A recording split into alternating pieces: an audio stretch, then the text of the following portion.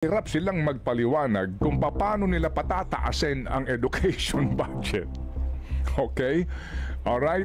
So gumawa sila ngayon ng komputasyon nila para paabutin ito ng kapag kinumpute sa cell, magkano nang inabot para sa education? 1.05 trillion. 1.6. Yeah, 1.056. 1.056 trillion. Yeah. Okay. Mahaba. Yung DPWH, 1.034. Hindi na, bumaba naman nung TED after the veto. So naging 1.007.9. Ang DPWH. Okay, sige. So, ang sinasabi po nila, no, yung pong education ngayon, umabot daw ng mas sa 1 trillion kasi nga po, eto na ho ang kanila pong mga kinompute-compute.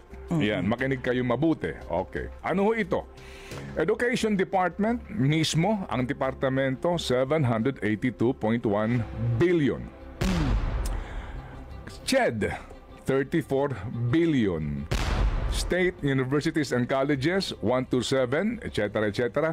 TESDA, Local Government Academy, Philippine National Police Academy, Philippine Public Safety College, National Defense College of the Philippines, Philippine Military Academy, Philippine Science High School, Science Education Institute.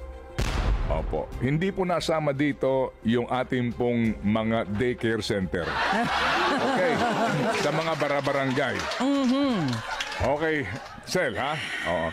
So, ang sinasabi po ng mga nag-aaral po sa pambansang budget na mukha naman po yatang ang lalim na ho ng hugot nila dito.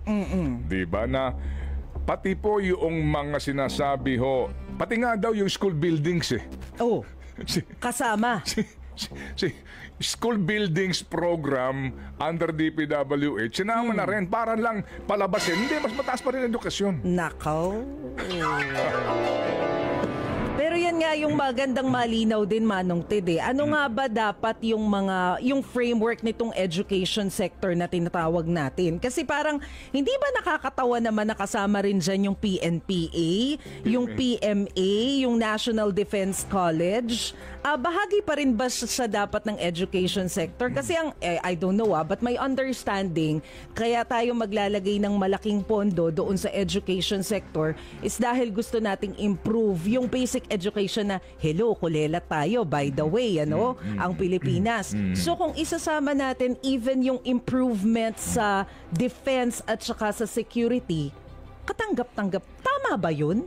Hindi ko rin alam eh.